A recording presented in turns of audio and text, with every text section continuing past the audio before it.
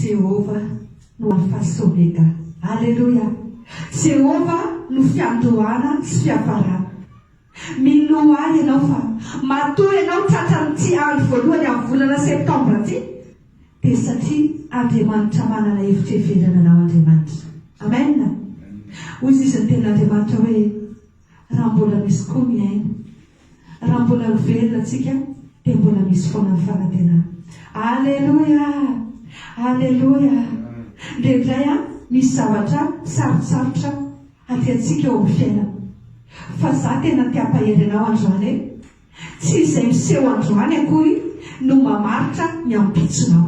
Amen. Tsy izay miseho androany akory no mamaritra ny ampitsonao. Mety misy taona ianao mandaly ady sarotra, mahatsiaro ohatrany hoe voageza sy voafatotra ianao, mahatsiaro tena hoe miaina ao anatin'ny rivotra tena mamay ianao. Jerevy tsara ry havana fa ny tantaran'ny Sadraka sy Mesaka ry Abednego ao amin'ny Daniela 4 ny 4:4 ka hatramin'ny 7 dia mampianatra antsika hoe misy taontsika mandalo fanenjena mafy, mandalo ady sarotra, fa reny dia lalana daholo hitondrany tompo ny olona izay voaozo. Alleluia.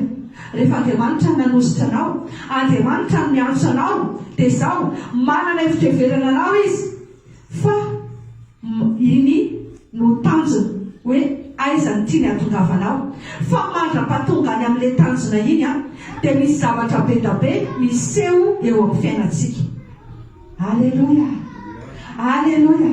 Izay mahatonga hoe raha olona te hanara-dia tompontsika dia mila manana faharetana.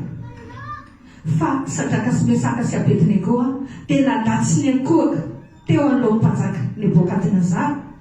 Nafatotra izy tena tsipy tao anatin'ny lafaoro mamay izay nafanaina impito mihoatra lavitra noho ny hafanana normal. Ny olona nanipazy tao anaty lafaoro indray may. Fa rehefa tonga ny eo amin'ny andiny 720 dia izao hoe gaga Nebokadnezara mpanjaka. Talanjony izy ary-nitsangana izy dia teny hoe motsy telona mifatotra avy eo izy no natsipitsika tao anaty lafaoro. Koa iny indrao mahita efa da mandehandeha ary ilay fahaefatra dia tao zanak'olona, tontolo ny zanak'Andriamanitra. Alleluia. Alleluia. Sika nisy toerana nengatsika lavitra ozy izy le hira nangalany tompo ao tompo asika. Dia karazan'olona ohatra ny olona mandeha voyage zany tsika ao anatin'izao tsika manara-dia ny tompo izao. Resaka tamin'ny namako anankiray tamin'ny telefona dia izy hoe manao nareo ao ahoana fanomanana ny rentrée dia ozy izy amantsy azy hoe apetraka amin'ny tompo fanomanana dia ny tompo no mandamina ny zavatra rehetra. Alleluia. Tsy haiko fa ny zavatra tsapako dia izao hoe ninona zavatra misy atrehako dia fantatry fa ny tompo momba dia tena manana fiadaram-po. Fa tahaka ny olona rehetra mandeha voyage ho any io dia izao lalana lavitra. Misy taona ianao mijanona kely manao récréation, misy taona ianao vaky pneu, misy taona ianao mijanona mihinan-kanina ianao mba mipetrapetraka amin'ny maitso ianao, misy taona ianao ampany eny an-dalana dia mba mitango voankazo ianao dia gaga ianao hoe aina dia tsy amin'ny ampanina tiara mbola misy voankazo azo tangosana. Ndraindray nefa ianao ilay mitango voankazo sendra ny goavy koa dia ohatr'izay mihitsy hoa ilay manara-dia ny tompo. Alleluia. Dia izy moa tena ny ome be izy tamin'izay tena tapaka ny tsinaina tena marina mihitsy ny zany zavatra teneniny izany ozy izy. Fa za tena miteny ianao maherezy ianao fa mbola tsy miakatra ny soratra.